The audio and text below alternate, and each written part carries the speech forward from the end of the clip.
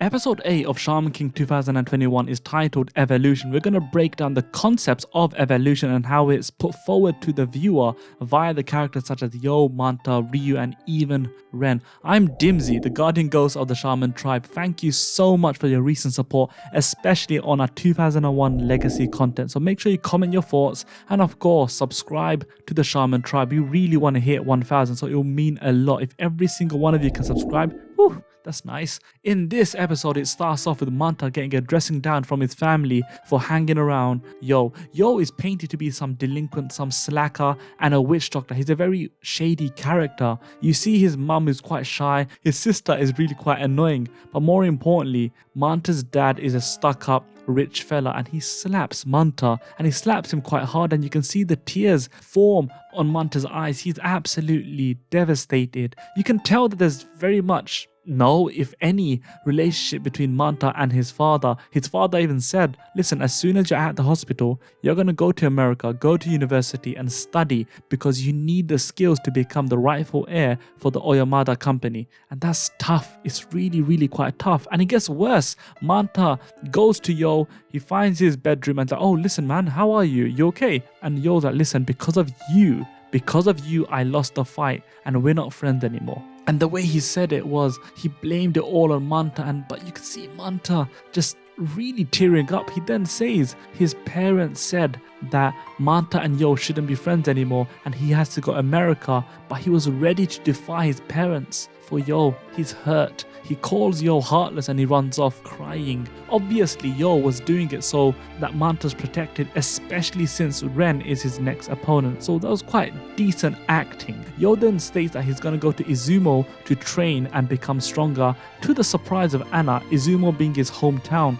Manta is at the airport with his mum and his sister, and they're telling him these things that, oh, you're going to go to America, and he just loses it. He said, look, all you guys want me to do is study.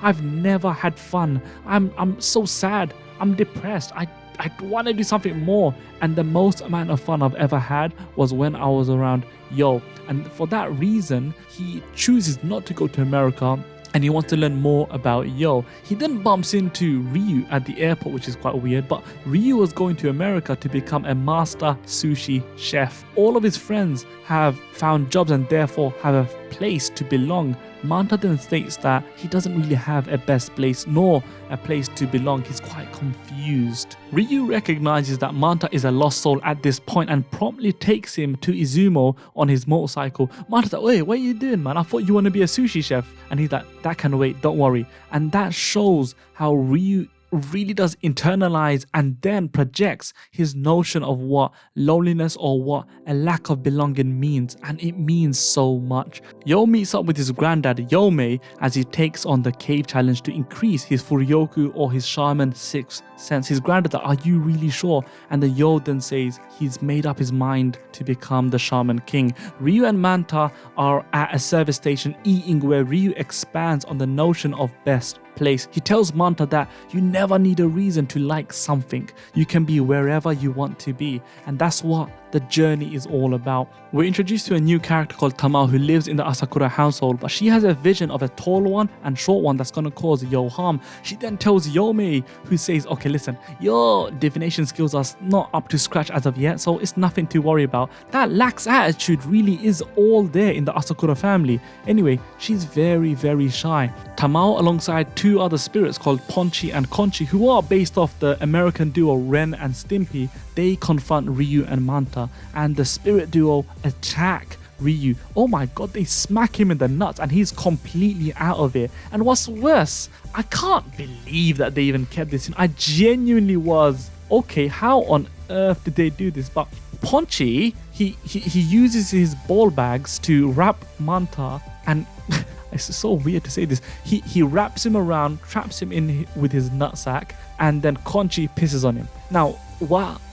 I can't believe that they didn't censor this. And even Tamao says, oh my god, I'm so embarrassed. What on earth are you doing? Tamao is about to kill Manta for the sake of Yo's safety before Anna arrives and stops them. They all go to the Izumo cave to wait for Yo's return. He's been in the cave for 7 days and 7 nights. He comes out completely relaxed. Oh, long time no see. And everyone is shocked at how easygoing he is. But then again, we expect that from Yo. They all eat in the Asakura household. Yo then thanks Manta privately and their friendship is mended. Yome arrives to test Yo and see how much he's grown from the cave trial. He uses the Earth Shikigami, but then Yo brushes them aside very easily with his new and improved Oversoul. Amidomaru can even talk, but again we see the new and improved Oversoul and they explain why Amidomaru can talk. The fact that because Yo is stronger, that Amidomaru is now existing in a higher plane of existence, so he's able to talk. That's a great explanation, and